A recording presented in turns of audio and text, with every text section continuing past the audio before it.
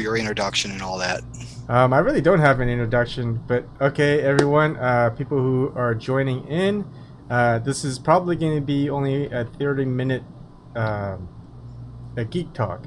Basically, it's very generic right now. We're just me and GardinNome, and we're going to be talking about sci-fi. And it could be, I kind of wanted it to be about sci-fi from literature and video games that were made into movies and TV series, but it doesn't necessarily have to be that. Just because when we have something like a certain sci-fi movie that was made, say, 30 years ago, it's going to be a lot more different than a sci-fi movie of that same thing, like a remake that was made 5 or 10 years ago. And what we're seeing, hi Eric, is a lot more uh, technology being fed into these to create a much more realistic picture of what it is. The only thing is sometimes it lacks that that feel of the original storyline, because right now it seems like the more of the importance is with the special effects. But anyways, I'm gonna start it out. GardinNome. We're hoping Bram joins. Maybe Jamal will join. It's kind of a last minute. So this is just generic. And if anyone who's really into sci-fi wants to join me in GardinNome, let me know, and I'll go ahead and give you the invite info. So, Garden, go ahead and I guess tell me about your history with sci-fi, how you relate to it, how it affects you, your Hi, everybody. favorites. Well, I get my relationship to sci-fi. I've always been a fan of literature and novels in general. Sci-fi is only one of them. But I think I've been reading sci-fi ever since I've been 9. It started off with a book of short stories from um, the 50s, and it had a bunch of the classic stories in it from like Robert H. Heinlein, I think his middle initial was H, Isaac Asimov, and people like that. So, what about you? Like, how did you start out? Well, it was always the movies for me first, and then actually maybe some television shows. I probably didn't read my first sci-fi book until I was 14 or 15. I was kind of a late bloomer as far as reading, but when I started reading, I just read almost nonstop and really fast. And so a couple of like Dune is the one that stands out the most, because after I saw the David Lynch movie of Dune, I was like, oh, it came from a book. I want to read the book, and the book was much better than the movie. Um, and then this, like, I got into a couple of other science fiction books. The ones that stand out is Ender's Game is my, I would say, my next favorite sci-fi book. Um, like right now we're kind of jumping into this, so um, as far as like sci-fi books, I can't think of anything that's like the most memorable except for those two. I mean, they have sequels to those books, but like I think those two originals can stand on their own as far as sci-fi for me. So, do you think the trend that substitutes Flash for content is going to continue, or do you think that at some point people are going to get sick of the candy, and we're going to start seeing more, mainstream, complex science fiction movies and television shows? Not that there aren't a lot now, because there are, Yeah. but the ones that really generate the cash, the ones that really get the publicity are like we were talking about earlier before the stream started, the new Star Trek movies. Yeah. So do you think that's a continuing trend, or do you think that people are going to become, I don't want to say sophisticated, because that would imply that they're not sophisticated now, but do you think that their tastes are going to develop to the point where they can internalize some of these more complex messages in films? I don't know. I feel like the blockbusters, they're gonna pour money into it, and they're gonna have to have the eye candy, and uh, sometimes that drowns out the more the the core of the story, and that's why I kind of like B movies, or people who can like like indie. film festivals and things like that, where they know they have a small budget. So how can they tell a story in sci-fi world without spending millions? Like their budget may be like $60,000, but some of those stories can be really good because it's more of a human element and not necessarily all the technical gadgetry. And the gadgetry is cool, but then I always feel like because of they have such crazy gadgetry in that story, in that in that in that narrative, it feels like they could just pull out another type of like futuristic toy that solves the problem, and not necessarily through a strategic or uh, in, uh, innovative way of thinking. Of it's just kind of, I forgot that term for it, but it's just suddenly they find that there's this thing that can solve everything, and so they just go and use it. Um, Yeah, it's so do you think that like scarcity promotes creativity then? That you were talking about film budgets. I I mean, can we apply that concept then if scarcity promotes creativity to other areas outside of fiction? I mean, Yeah, how wide do you think it applies? because At, yeah, at what point does it reach a limit where the scarcity becomes too much and it actually hampers creativity? yeah, that's wow, that's deep. I don't know. I think like when you don't have like in this capitalistic society, we have to. That's the way how it exists. Because when you don't have the money for it, you have to find other ways to recreate the same thing. For example, when I do the panels with like 3 or 4 people, um, it takes me at most like however much that Ring Central meeting this application costs, which is $45 a month. And then OBS is free, YouTube stream is free. So uh, basically, we can do news panels with people all across the world if we wanted to, and for really cheap. So it's kind of a creative way to customize certain things, and you get the same quality as CNN. And of course, CNN is running on budgets of what, if not multi millions of dollars, billions of dollars. So you have to get creative with what you can use, and then eventually, that's why you get a lot of directors where they say, "Hey, these directors, like Star Wars and stuff like that, they have these directors that made 1 or 2 good movies at a real small budget, but the stories were good, so they come along and try to get them to direct their movies because they don't want the once a director gets into that seat where they it seems like they run the show. So what it's kind of like, I feel it's not like selling out. I don't want to use that term, but it just feels like they feel like they're in control. They want all the things that they want, and they don't really listen to anyone else, and they just become the establishment director, where whatever they say goes type of thing. I could be wrong. Well, there we have, like, there's a difference between, if we want to put it in the realm of sci-fi, there's a difference mirrored there between Star Trek and Dune.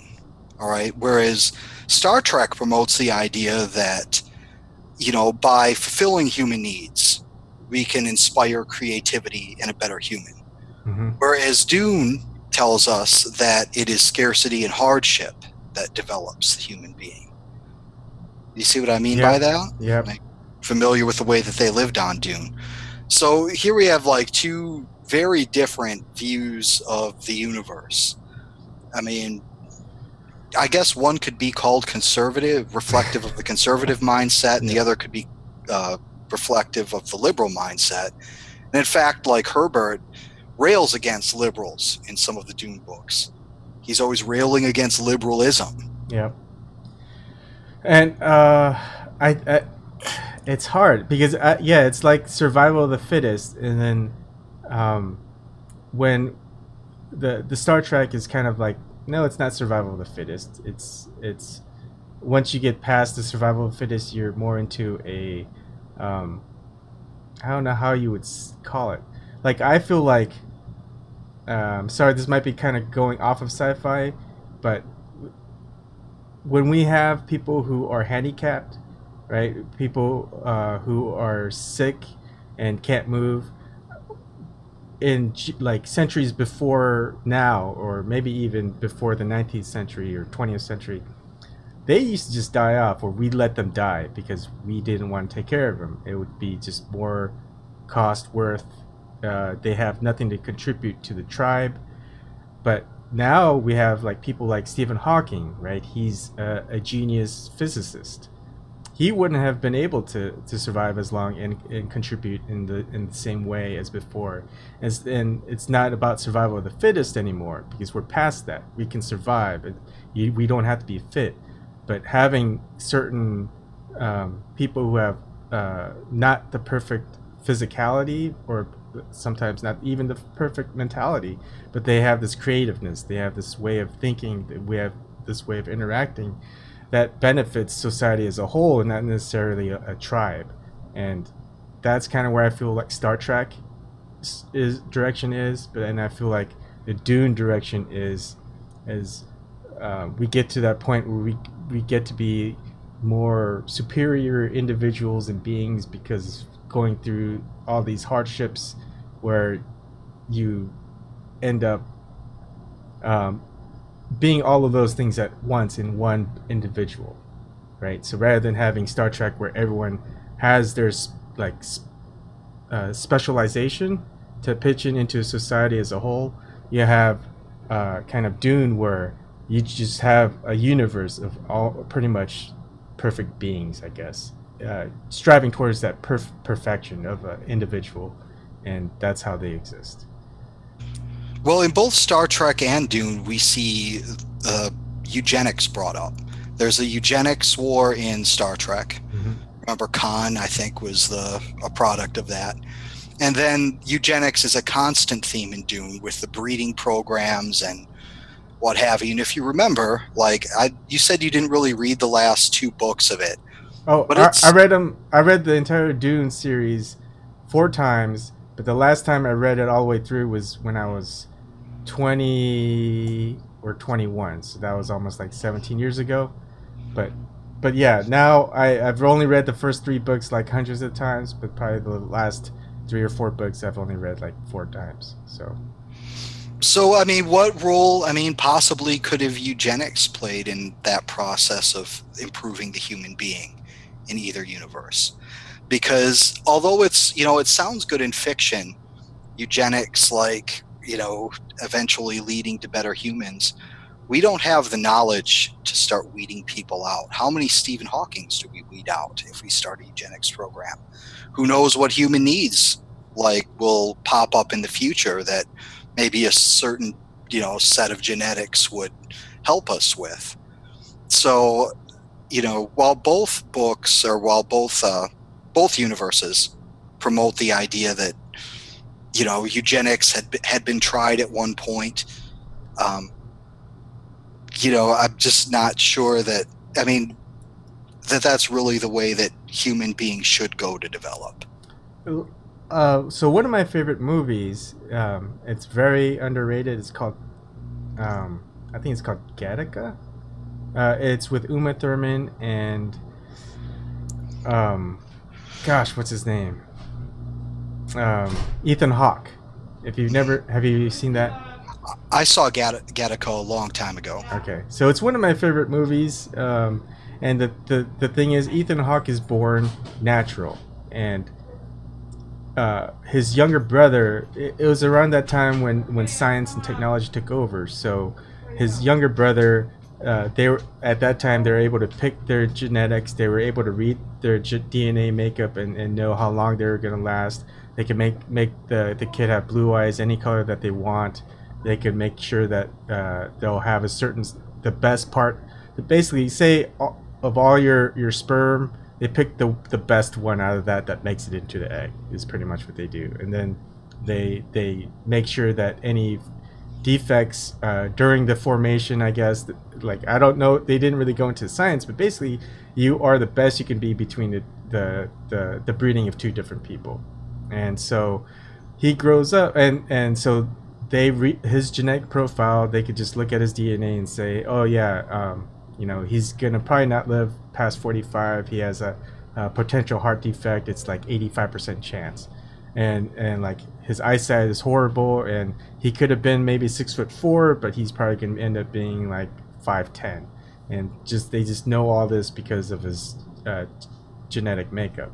Anyways, he just wants to go into space and be an astronaut, except every time he goes in to apply, he's automatically failed because they see his genetic makeup, and they say that no matter what, it's impossible for him to be in even not even maybe the top 10%, but especially the top 1% of astronauts who can go onto these missions.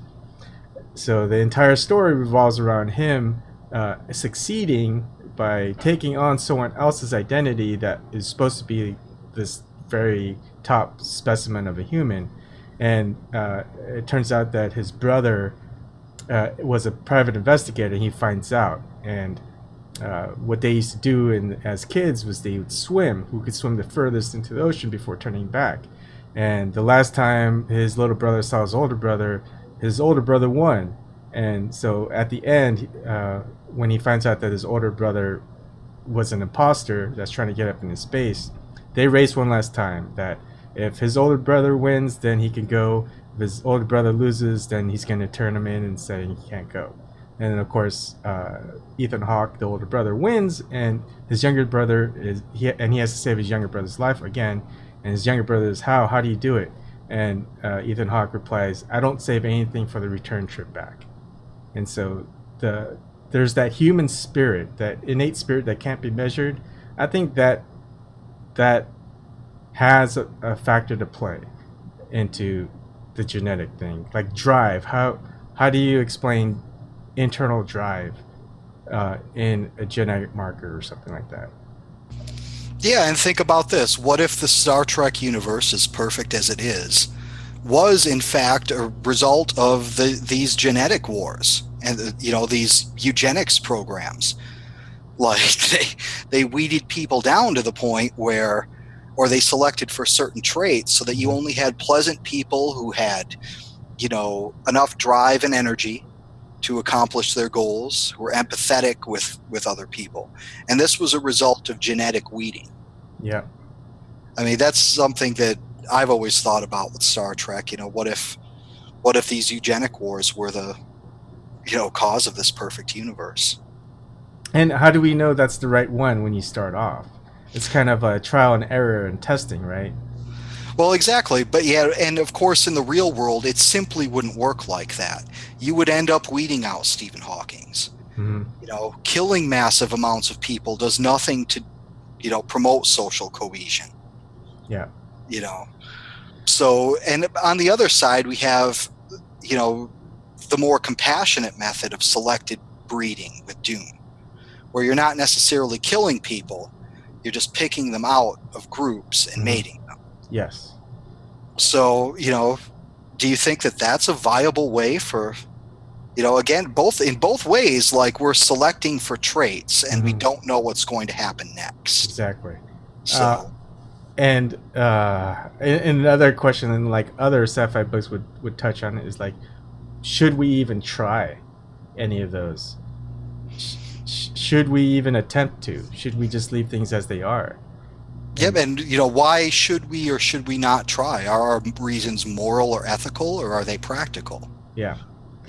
Are we trying to not avoid killing Stephen Hawking's, or are we just trying to avoid killing the innocent? Yeah. And that's what I like about science fiction. They pose a lot of moral questions. It always feels like it boils down to moral questions once you start getting into the how do we want to pursue this technology? Do we want to pursue this path? And what? Yeah, it's a moral question. Do we? And of course, like the stem cell research, and that was a big issue. That was a big morality issue for many people.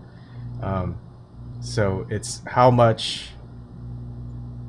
Do you feel that's where sci-fi hits us the most? It's the morality of it.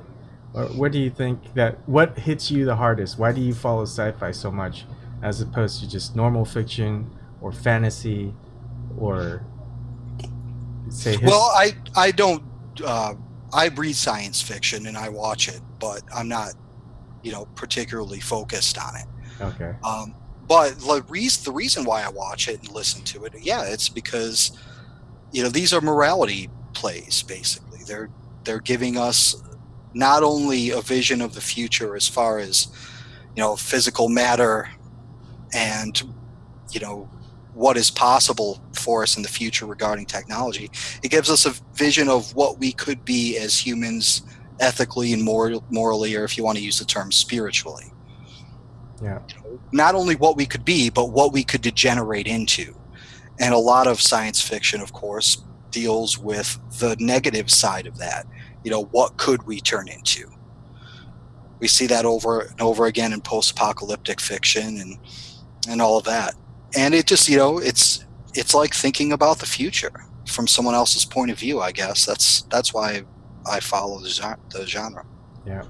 Uh, like, what are your thoughts of when you see these science fiction writers from the late 1800s to early 1900s coming up with crazy stuff that probably have stuff that we recently invented, maybe 20, 30 years ago.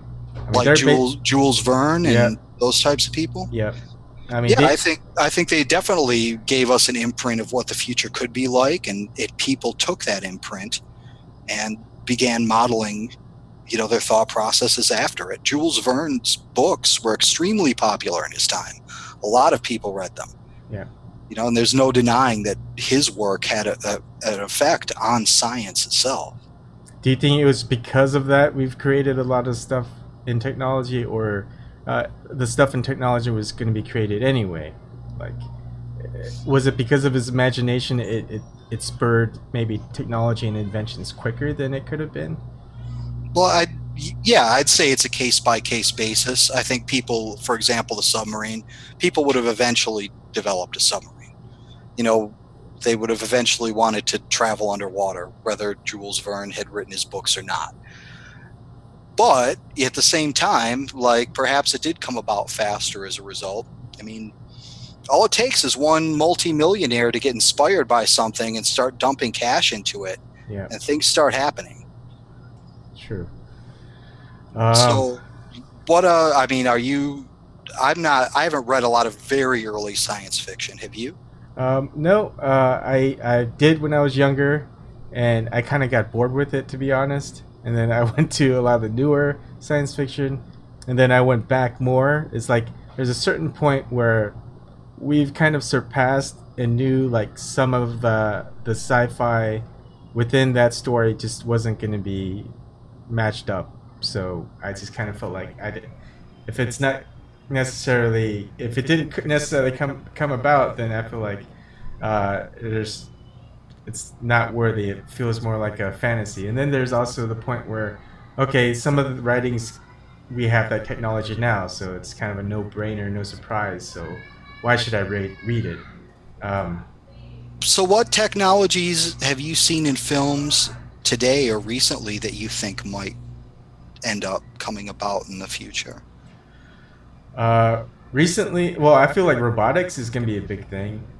Westworld is one of the sci-fi series I really liked this year that I saw, and um, like robots as setting up um, as basically play toys, just like Japan. They use robot sex toys. Uh, we're going to use them for janitorship. We use them for automation for engineering, like building cars and things like that. Even software, there's automation. I feel like that's probably our next step. We're going to be using a lot more robots, and it's growing culturally, not just as things that we need to use to build stuff, but just for fun. Just like look at like R2D2 and BB-8. People have them around. They're basically robots. They don't do anything. It's just for fun. And then you've got the robot vacuums that you just go around on the floor picking up stuff. And we're gonna have drones soon that might, like Amazon wanted drones to deliver our stuff to our door. We might have different uses for drones. We're gonna have cars, vehicles that drive by itself. So I think the next step we're going to be seeing is the robot incorporation into our society. Yeah, I think we'll definitely see an expansion of automation and the AI that goes along with it. Another thing that we always talk about in science fiction is AI and the dangers that it poses. Yeah. I think Stephen Hawking has spoken on this quite a few times. So as far as AI, I mean, it makes what's going to happen next almost impossible to predict, because that thing, like when we get a real cogent, powerful AI that's actionable, it has power within the physical world, it's going to start creating things that we can't imagine right now. Yeah. And that thing could happen. This could happen within our lifetimes. So while we're seeing, the expansion of automation and all of this, and we're thinking about its application to the way we currently live, we also have to be aware that that technology is going to change the way we live in ways that we've never seen before as a species. It's going to trump the Industrial Revolution. It's going to trump the invention of writing. And, it's just unpredictable what's going to happen next. And the potential right off the bat, like the learning curve of say a robot that could think on its own would just be limited by their hardware. They'd have to figure out a way to increase their hardware to get an upgrade, etc. But they'll be able to learn something super quick. Human, it takes a while. It takes trial and error. It takes constant studying, memorization, whatever it takes to have things stick. And do we slow down as a species by utilizing robots? Like right now, I probably can't calculate as good as I used to, because now I just do a Google search and it does it for me. Right? Like I don't do things in my head when I try to look up. Like if I try to write something, it's all typing now. I don't write with a pen and pencil anymore. I don't do diagrams by freehand. I use software applications that's more accurate. And we see this across all technologies. Technologies condition not only the minds of the users, but they condition the bodies of the users. Yeah. Like you don't have to walk 15 miles to work tomorrow, and you don't have to go down to the stream and get a bucket of water, and everything all the way from that to the more complex communications technologies. Yeah. How is technology going to affect the way we think about interacting with people? Yeah. And for example, exploring, like if you have a map, how do you know where you're at? How do you know which direction you're going? How do you know how do you get from point A to point B with just say a compass and a map?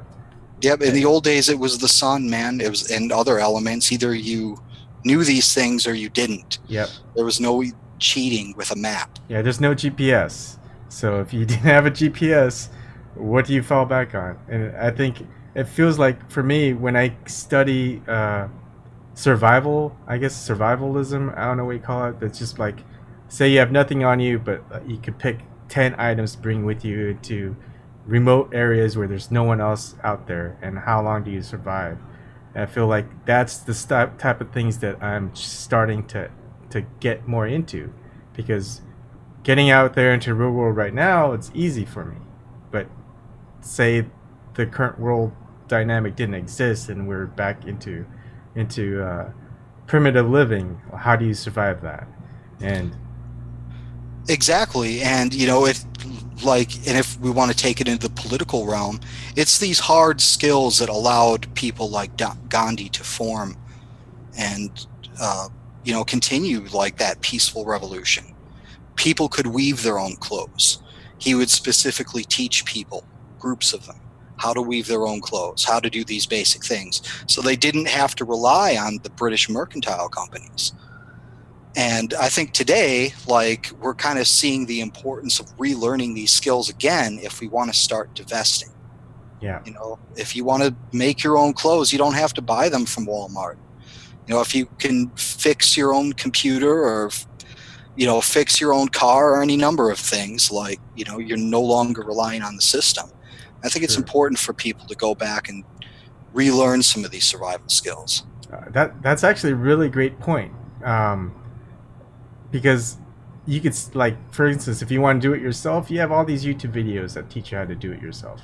And say you want to make things, well, when you think about a company's way of being more efficient is firing employees because it's all based on revenue. If they have enough money to keep going, that's how they do it. They don't they don't really make their products. They might want to make their products better, or they want to make it with cheaper materials, but they don't ever. It seems like the easy way out is to fire people, and just kind of refine what they're doing, but not necessarily make it more efficient in the entire structural part of their organization. In fact, many things are designed to fail. That's planned obsolescence. You build something into a machine that will cause it to fail at a certain point. And, so not only are they lacking efficiency, they're designed to fail. Now, something you make yourself, like, isn't going to do that. You're going to make that thing as well as you can so you don't have to do it again. If you spend 5-6 hours making a shirt or something, like, you're not going to want that thing to rip like the second or third time you wash it. Yeah. And that gets me into like video games. Like, I was in the video game industry, and they have deadlines because if they miss a deadline with their publisher or whatever, it can cost them hundreds of thousands, if not millions of dollars. So basically, they go out and they're released, and it's not very well tested. The product's not complete, and they know that. But back then, they would wait because everything is based on shipping a CD. Nowadays, you can be direct through download. So, and then they know they have patches that they can do to fix it. So they might release a buggy game, but maybe 4 to 5 months down the line with the right amount of patches, that was the game that they should have released that 5-6 months ago. And it feels like that's the pattern that we see all the time with capitalism. It's money-based driven. It's not product quality or efficiency based driven. So have you worked on any games that like anyone here would be familiar with I that you could talk about? I have a list. Like I started with Rise of Nations. That was the big game that I played for a long time. Then there was so there's a lot of real-time strategy. Then there's Age of Empires 3 I worked on a little. Like, I was in a That's group cool. that tested a lot of different games, like Halo 3, I think. Halo 2 or 3, or maybe Halo 2 and 3. So it was at Microsoft, and a couple other games like Dungeon Siege 2, and then a couple of car racing games. This was like 15 years ago, so my memory's kind of foggy, but those were the general types of games. There was what was the Star Wars KOTOR? Basically the same game maker of that made this kind of like a Eastern, like an Asian type of game. I forgot what it was called. I worked on that. Anyways, it's a mix of games, but okay. Well, we're talking sci-fi. What are your thoughts? Or maybe this is our last one because it's getting close to 9. Yeah. Like the entertainment in sci-fi movies or shows. Like in Star Trek, they have the what's The that holodeck. called? The holodeck. I guess there really wasn't many games that they played in Dune, so I don't know about that. Like, they had the training robots where you would train to kill Yep. robots. Like, they don't really go into like what games people would play in sci-fi fiction, science fiction movies, books. Do you have any that come to mind? The outside of the Star Trek universe, I can't really think of any. Like, the Star Trek universe, they had, of course, the holodecks, and they had Parisi squares, and they had that weird chess game that you would see them playing, that multi-level chess game. Yeah. Star Wars also had that battle chess thing. Yep, yep. Um, I can't really think of any others, you know. I guess like wrapping entertainment within entertainment isn't very entertaining. Yeah, I guess that's true. I guess. I mean, I would find it entertaining, I guess, to learn about some of these games, but I'm a geek. Yeah. So, Um, yeah, like I think we should continue. We can probably continue this talk like with more people as we go on. yeah, This definitely. was kind of a spur of the moment thing. I thought we were going to do this at 10. Oh yeah. We ended up doing it at like 5 minutes before we started. And yeah, So, and I thought Bram would be able to make it, but I think he got caught up with something. Um, so anyone who in chat, maybe anyone in after hours or anything goes who are interested in sci-fi stuff, we could continue on. This was more generic. I kind of wanted to be more specific, but since this is our first time, I think generic worked. yeah, it worked. It was a good conversation. All right. All right. Thank you, Garden, and thank you, everyone. No problem, dude. Bye bye, everybody. Bye.